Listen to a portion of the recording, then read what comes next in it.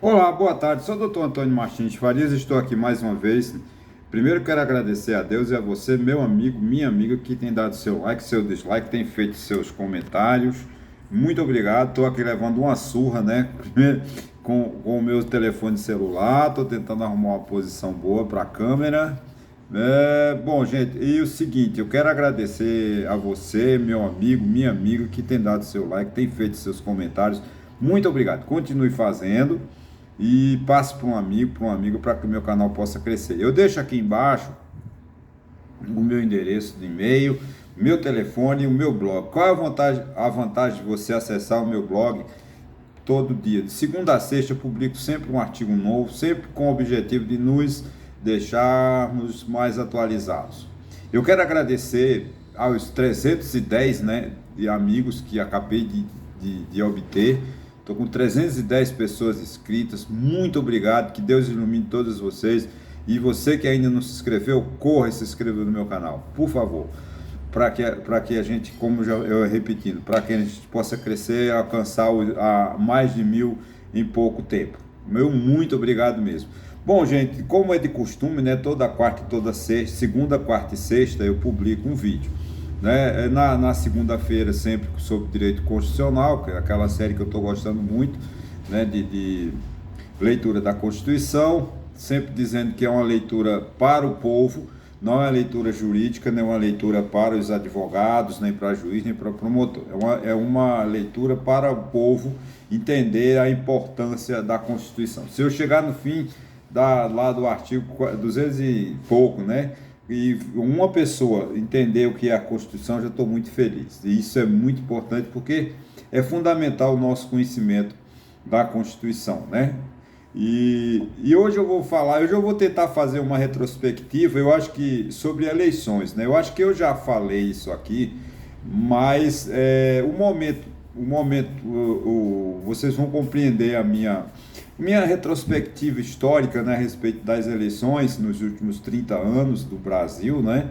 Porque para a gente chegar a uma análise do momento político gravíssimo que nós estamos vivendo, né? Pois é, como todos sabem, né, a última eleição, né, ainda na primeira década do século XX, lá por volta de 1960, foi Jânio Quadros, né? Desde 1900 vamos lá, já em 1930, vamos falar da República, da velha, da República Nova, né, que eles chamam, né? A República Velha de 1891 até 1930, de 1930 a 45 é o período de Vargas, e aí vem a República Nova, né? E ela vem se mantendo.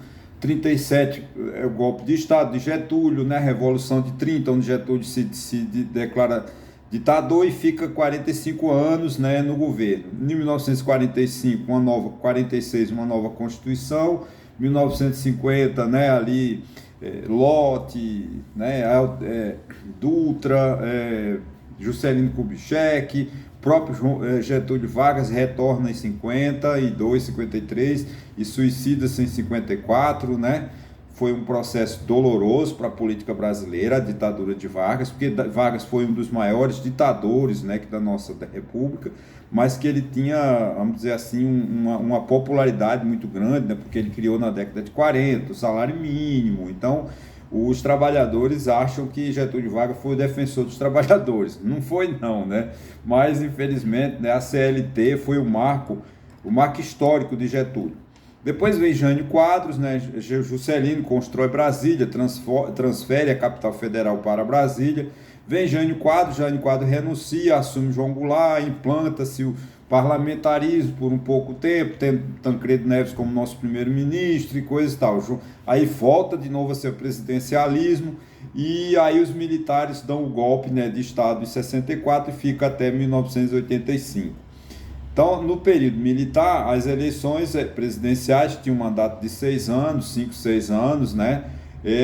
Só foi general, né? Figueiredo foi o último, Geisel, Médici, Costa e Silva, Castelo Branco, uma junta militar, né? Porque quando Costa e Silva adoeceu, eles não deixaram o Pedro Aleixo, que era o vice-presidente, né? Era civil, eles não deixaram o Pedro Aleixo assumir, e então a junta militar assumiu a presidência da República enquanto o Costa e Silva se recuperava, não se recuperou, vindo a falecer. Aí então vem o Geisel. O Geisel também foi ainda um período muito duro, muita tortura, muita censura, né, um período sangrento, né, com atos institucionais e, enfim, a Constituição de 67, com a emenda número 1 de 69, e o ato institucional número 5, que foi a maior ditadura, né, que fez, né, porque tirou do Poder Judiciário o direito, né, do Poder Judiciário de julgar qualquer processo.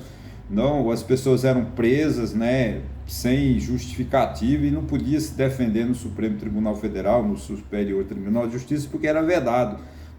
Eles tiraram o mandado de segurança, tiraram o habeas corpus, enfim, porque preso político eles jogavam num quartel. Está aí, vem a famigerada, aquela prisão preventiva, que já devia ter sido extinta há muito tempo. Foi um erro do Supremo Tribunal Federal a aceitar que a Constituição de 88 se adequa, ou melhor, a prisão preventiva, né, foi recepcionada pela Constituição de 1988. Eu acho que foi um erro do STF, porque a prisão preventiva ela é injusta, né?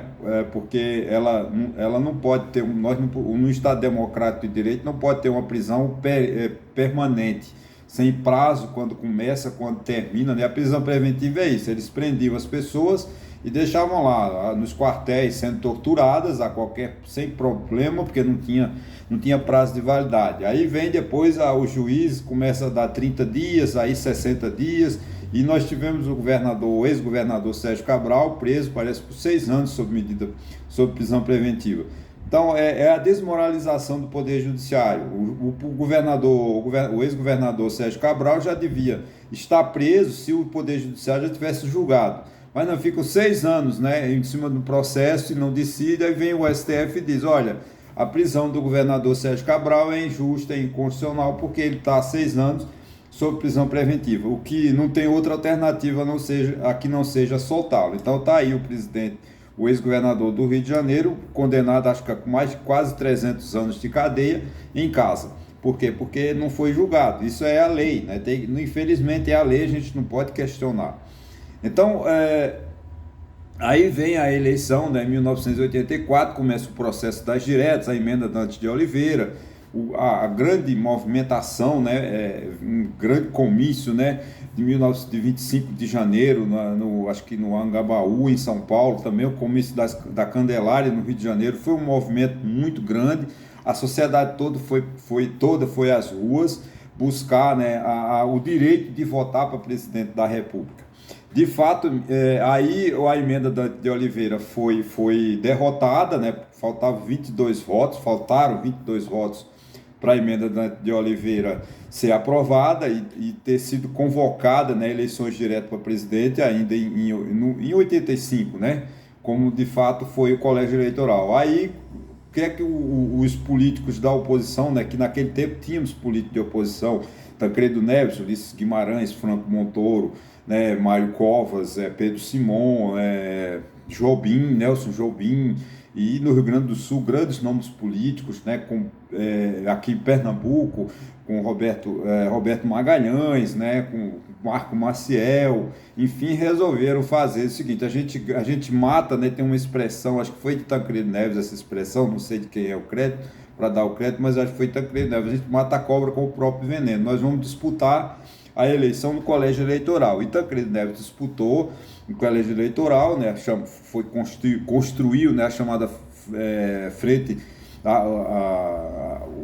depois que deu a origem, né, do PFL, né, partido da Frente Liberal, chamou Frente Liberal, com a liderança de Marco Maciel, Jorge Bornaus, Antônio Carlos Magalhães, Mário Covas, Luiz Guimarães, o próprio Quercia, enfim, toda essa elite política, Jader Barbalho, de Alagoas, esqueci agora, Menestrel das Alagoas, né, e que agora esqueço o nome dele, Jarbas Vasconcelos e toda a força política, né, e nós ganhamos as eleições. Tancredo Neves foi o último presidente, né, eleito do colégio eleitoral, no dia 15 de janeiro de 1985, tomaria posse no dia 15 de março, conforme previa-se a Constituição de 67, com a emenda número 1, né, de 69. Só que, infelizmente, na véspera da posse, Tancredo Neves passou mal, teve que ser internado às pressas no Hospital de Base de Brasília e em seguida foi levado para São Paulo, se submeteu, parece que a 6 ou 8 cirurgias, não sei quanto, e vindo a falecer, o Sarney tomou posse, que era o vice de Sarney, né? E o Tancredo Neves faleceu em 21 de abril de 85. Falecendo Tancredo Neves, né, o Sarney, com o apoio do PMDB, provisoriamente, convocou uma Assembleia, uma emenda, se eu não me engano, a emenda 26, né, de 85, emendou a Constituição de 67, com a emenda número 1, 69, e convocou a Constituinte em 1986, e aí em 87 e 88 foi elaborada a atual Constituição e promulgada no dia 5 de outubro de 1988. Convocando-se eleições para 89, foi a primeira eleição, vamos dizer assim, gerais para presidente da República, governador, deputado federal, né? Deputados estaduais. Foi uma festa a eleição, tivemos o maior número de candidatos, né? Como Mário Covas, Ulisses Guimarães, Roberto Freire, Afonso Camargo, Enéas, quem mais? Não dá para lembrar, foram acho 9 ou 10 candidatos, foi uma eleição muito disputada, uma eleição, o confronto final ficou entre Collor e Lula, e lamentavelmente, né, o Collor foi o vencedor. Collor venceu, fez aquele impacto, porque ele tinha um slogan, né, que era acabar com os marajás, e todo mundo acreditou na promessa de Collor, e a única coisa que Collor fez foi tirar o dinheiro do povo, né? Arrancou o dinheiro da poupança do povo. As grandes empresas mandaram na véspera da posse de Collor, dia 14, sei lá, acho que era 14, não sei se era, e mandaram dinheiro para o estrangeiro e ficaram sem dinheiro aqui, para não pagar a conta, tinha que tomar dinheiro para pagar os salários, tomavam emprestado do Banco do Brasil, porque o dinheiro delas, as multinacionais, estavam nos seus países, nos paraísos fiscais ou nas suas sedes, Alemanha, Inglaterra, Estados Unidos e assim sucessivamente. Só o pobre é que teve sua poupança confiscada e se sentiu no dia lá com R$ 50 no bolso, né? E o Collor teve aquela questão do famoso Fusca Elba, né? Fiat Elba, que comprou lá com cheque, acho que cheque ao portador, e conseguiram provar e deram impeachment em Collor em 92, né?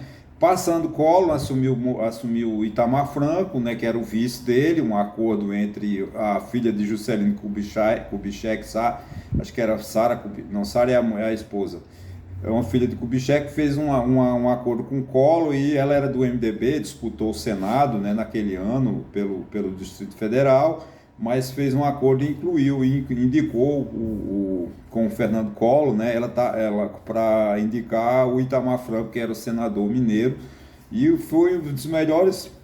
O impeachment de Collor serviu para a gente ter o melhor governador, o melhor presidente da República, que foi o Itamar Franco, né? Itamar Franco, com uma boa equipe econômica, liderado por Fernando Henrique Cardoso, por Pécio Arida, por Barr, que é um grande economista, né? O presidente do Banco Central. Então ele formou uma equipe com a liderança de Ciro Gomes, também atuava nos primeiros governos. Só teve a oposição, né? O PT sempre ficou oposição a tudo. O PT nunca quis acordo com ninguém, né? O PT sempre trabalha sozinho. O PT não precisa de ninguém, porque o PT só pensa nele. Até hoje o PT é assim, né? Está compondo agora o ministério, mas sempre fora, né? O PT ele não faz acordo com ninguém, porque o PT só pensa nele. Mas foi uma política econômica, né, do Fernando Henrique Cardoso. Ele trouxe o país para o eixo novamente, a economia estava muito desastrada, uma inflação de 70% ao mês, né, e o mundo não acreditava mais nas informações econômicas do Brasil por causa do processo inflacionário muito gigante. E, né, com várias tentativas, né, Sarney tentou o plano cruzado 1, cruzado 2, Plano Verão, né, e vem o Plano Real de Fernando Henrique Cardoso, juntamente com o de Itamar Franco, que reinsere o Brasil novamente no eixo internacional, e a economia brasileira volta a ser destaque no mundo novamente, como é realmente. O Brasil não pode estar fora do cenário internacional. O Brasil é um país muito importante no estrangeiro, só nós brasileiros é que não damos importância ao Brasil. Bom, aí acaba o Fernando Henrique reeleito, disputa com Lula, é reeleito, depois Lula ganha 2003, 2010, e Dilma, né? Dilma foi um desastre. O governo Lula foi bom porque o Lula é um ingrato quando ele diz que herdou a herança maldita de FHC. A herança maldita não, é mentira do Lula, é mentira do PT, porque o Brasil estava crescendo, o Brasil estava com inflação controlada, o Brasil estava com suas finanças públicas de uma forma equilibrada. Houve as privatizações, né, das telecomunicações, as pessoas puderam usar telefone celular, linhas telefônicas que eram proibidas. Cada linha telefônica custava US$ 10.000, né? Porque era em dólar mesmo, era cotado em dólar, anunciava nos jornais US$ 10.000. Você transformava no dia os reais que você tinha e multiplicava lá pela taxa de câmbio, que aumentava a cada meia hora, né? Era um desastre, mas o Fernando Henrique, como eu falei, repito, inseriu o país no eixo. Com o Plano Real, a nossa moeda passou a ter valor novamente, o real, né? E fomos com as privatizações, foi possível a tecnologia, o mercado se abriu, então o Brasil volta a ser um país que tem respeito no cenário internacional. Só que com o desastre do governo Lula, foi um governo bom, mas o desastre de Dilma, né? Dilma criou 39 ministérios, né? Não soube dialogar com o Congresso Nacional, tendo na presidência Eduardo Cunha e acabou sofrendo impeachment. E o PT perdeu, né? E continua insistindo o PT em ser ingrato com o Michel Temer, que tanto é que está sendo afastado, né? Excluído dos convites, né? Ele é um ex-presidente da República que merece todo o respeito. Ele foi afastado, não foi convidado na diplomação do Lula, porque ele é considerado um golpista. Não, não é golpe. A Dilma foi derrubada. Se foi golpe, foi do Eduardo Cunha. O Michel Temer era apenas o vice-presidente, que foi eleito com ela 2 vezes e tinha a obrigação constitucional de assumir. Bom, aí pelo fracasso, né, do governo de Dilma, foi que apareceu que geralmente quando o país entra numa crise aparecem esses fenômenos desastrosos, que é o presidente Collor, o presidente Bolsonaro. O Bolsonaro vem em nome de uma lava-jato, promete que vai dar jeito, que vai acabar com todos os corruptos, que vai governar o país, e foi um desastre, porque o governo Bolsonaro parou durante 4 anos, ainda tivemos a pandemia, e o Bolsonaro, que devia ter assumido como chefe de Estado, como chefe de governo, a posição, né, de realmente ser um gestor, de ser um comandante, assumir, não, que ele se omitiu, não quis saber do povo, abandonou o povo brasileiro, morrendo sem respirador lá em Manaus, né, dizendo, isso é uma gripezinha, eu não tenho nada a ver com isso, eu não sou coveiro e tal resultado. Foi o primeiro presidente na história, desde 1989, que não conseguiu ser reeleito. E o Bolsonaro, depois que perdeu para Lula, foi uma eleição muito disputada. Por quê? Qual é o problema do Brasil hoje? O problema do Brasil hoje vive dividido em 2 posições. Ou você é contra o PT, ou você é a favor do PT. Porque a grande imprensa só deu espaço para Lula e Bolsonaro. Então só cresceu a terceira via, como Ciro Gomes, Simone Tebet, não conseguiram vencer, né, o abandono que a imprensa deu, e a chamada terceira via não conseguiu êxito. Acho que ela começou tarde, candidaturas como Simone Tebet começou bem tarde, mas havia bons candidatos para a gente votar, mas infelizmente o povo votou no Bolsonaro ou votou no Lula. E agora nós estamos diante do Bolsonaro, desde que perdeu a eleição dia 30 de outubro, trancou-se no Palácio da Alvorada, não trabalha, é um preguiçoso, trabalha meia hora, dá um despacho ou 2 com aquele pessoal internamente, mas ele está comandando por trás, né, uma espécie de sua cúpula, né, os seus seguidores, né, de forma que eles estão lá em frente aos quartéis, né, pedindo golpe de Estado, cometendo crime, né, porque é crime o que o presidente Bolsonaro está fazendo. Quando ele embute nos seus liderados, ele não reconheceu a derrota, ele não deu uma palavra aos seus eleitores, simplesmente silenciou-se, mas ele está por baixo mandando, né, porque Brasília está pegando fogo, né? Nós nunca tivemos na história do Brasil bombas, né? Atos de terrorismo como nós estamos vendo agora, né? E é incrível porque o presidente Bolsonaro devia ser uma pessoa de respeitar a Constituição, né? Porque na Constituição a gente vê lá, vou lá que o inciso 60, é 64 do artigo 5º, né, da Constituição. Diz assim: constitui crime inafiançável e imprescritível a ação de grupos armados, civis ou militares contra a ordem constitucional e o Estado democrático, né? Então você ir para frente do quartel, pedir a anulação de uma eleição legítima, de um candidato que teve a opção do povo brasileiro, com mais de 2 milhões de votos de diferença, você dizer que essa eleição não é legal, você está, quando você está cometendo crime, né? Porque a gente vê que não tem sentido, né? É isso, né? E outra coisa também, né? Nós pegamos o inciso 17 da Constituição, diz assim: é plena liberdade de associação para fins lícitos, vedada caráter paramilitar. Gente, associar-se, como Bolsonaro está associado a esses grupos que ficam nas praças, em frente aos quartéis, pedindo golpe de Estado, montando bomba para destruir Brasília, isso não é lícito, né? Infelizmente comete crime, mas infelizmente o que o presidente Bolsonaro fez durante seus 4 anos, diariamente desrespeitar a Constituição. Então é muito perigoso, nós estamos numa situação muito difícil, o Brasil vive uma situação que nunca foi vista na história, e tomara que agora, a partir de 1º de janeiro, quando o novo governo assumir, que assuma e o povo se desarme, né? Porque nós temos que desarmar nosso espírito, não é só desarmar a arma física que Bolsonaro encheu de arma, todo mundo. Que o Bolsonaro vendeu rifles, abriu as portas para o armamento, para aumentar o número de pessoas armadas no meio da rua. Cidades pequenas que precisavam de ter bibliotecas, precisavam de ter escola pública, o que é que o Bolsonaro fez? Influenciou a constituição de clubes de tiro. Eu nunca vi você educar uma sociedade mandando que ela compre fuzil, rifles e companhia. Nós não estamos no tempo do cangaceirismo de Lampião, de Antônio Silvino, nem no faroeste dos filmes italianos e na história americana. Olha, gente, muito obrigado a você que assistiu esse filme. É reflexão. Eu fiz